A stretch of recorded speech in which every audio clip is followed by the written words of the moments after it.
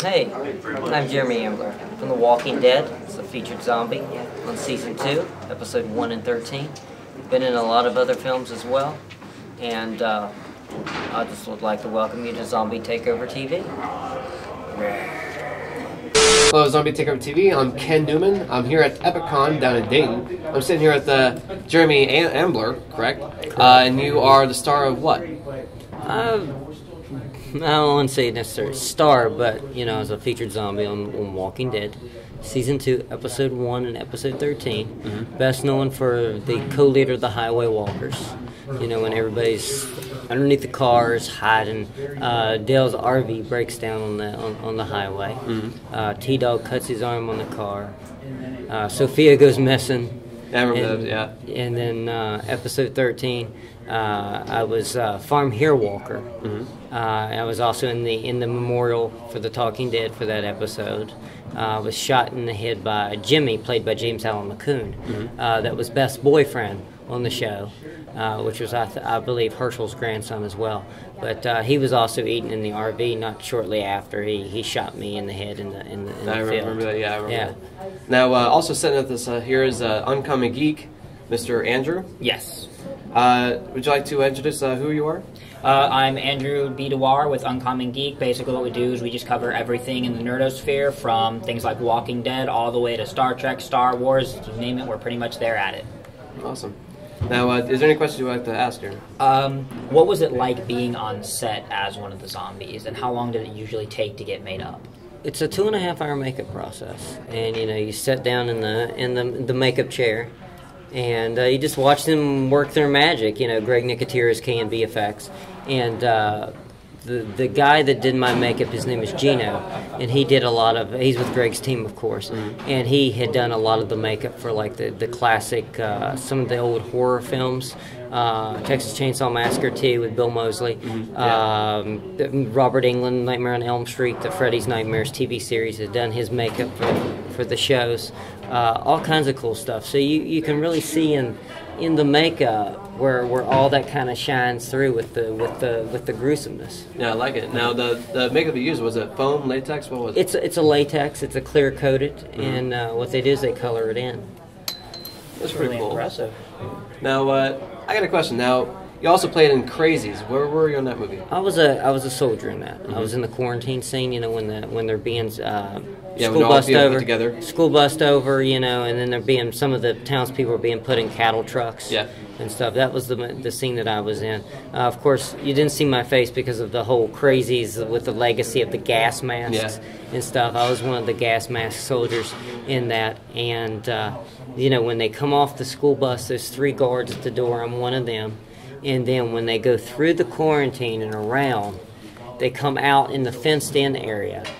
And in the fenced-in area, there's actually a close-up of me motioning people to come through, yeah. Gotcha. And then Timothy Oliphant's the main character, you know, and Rodden Mitchell's character, me and another guy, we push them through, okay, and gotcha. Then of course, you know, you have all the craziness with the stuff inside, with the principal and the pitchfork, and then, you know, the overhead helicopters. Now, how'd you all get started with the movie business? I started off, I was a spectator at the race in the Dukes of Hazzard movie with Johnny Knoxville and Jessica Simpson and all of them. And there's a couple short, quick scenes that you can see me up in the stands cheering the General Lee on. But that's kind of how I started off, just by doing that, and then working my way up to featured extra roles and speaking roles. And now I'm SAG eligible now and everything, and there's a couple things that I actually get residual checks off of, so nice. It makes it even more cooler.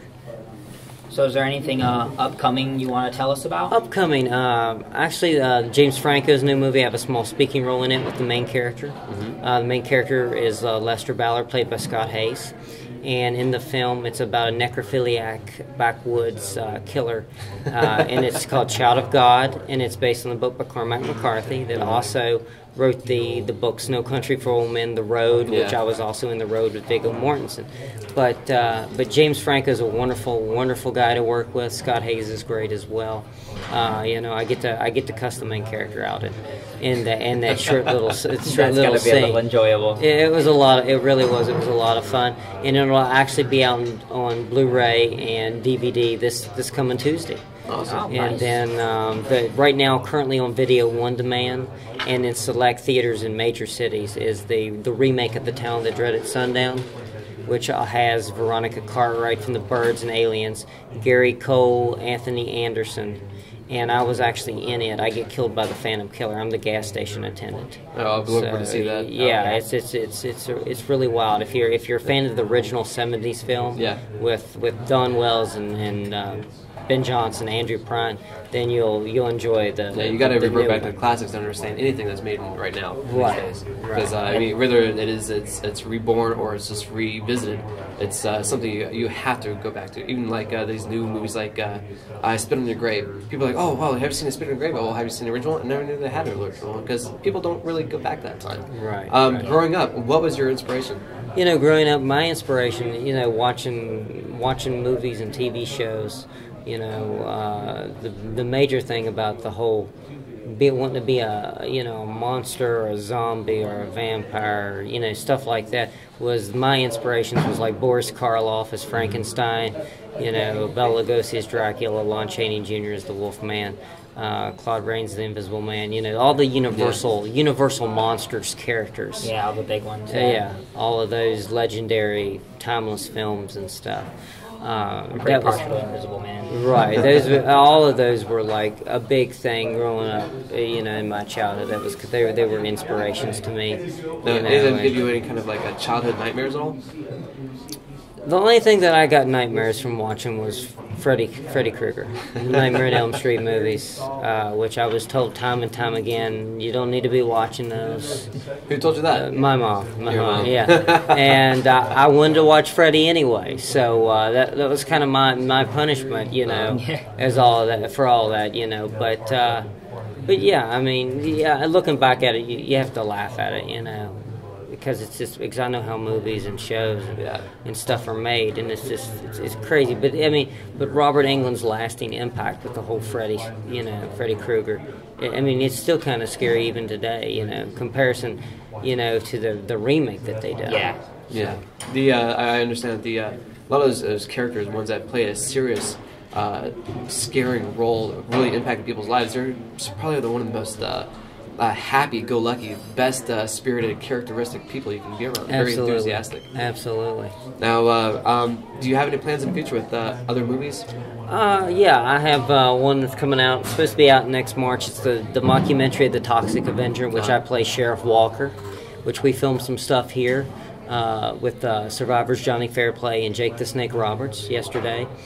And I filmed some stuff, some pickup scenes today with myself and stuff. But it's a mockumentary based on the Toxic Avenger, which it's got the original Melvin, Mark Torgel, and everything. So I think it's going to be a big hit when it comes out. Awesome. And their plans right now is to not get it distributed by Troma. They're trying to get it with another company. So we'll see what happens with all that. But I know that they're planning on premiering it next March somewhere, I think, at a convention. So, well, Andrew, anything else like that? The only big thing is one big thing about our podcast is we ask what we call the question, which is, are you a fan of Star Wars, Star Trek, or both, or possibly neither if you've never seen them, and why? I'm more on Star Wars. I like Star Wars better than Star Trek. Star Trek I really never could really get into. Like with William Shatner, I like a lot of his other stuff that he's worked on, like T.J. Hooker and stuff like that. But Star Trek, I mean, I can sit down and watch Star Trek, but it's not my favorite thing to watch. But yeah, Star Wars, I grew up on Star Wars, Chewbacca, the figurines and the movies, Jabba the Hutt, stuff like that. So yeah, I'm more partial on Star Wars. Gotcha. All right. Well, again, thank you, Jeremy, for joining us. Absolutely. Yeah. My pleasure. It's been a pleasure. Thank you so much. Absolutely. Thank you, guys. Thank you. And thank you for watching, and we'll talk to you later, Warren. Bye.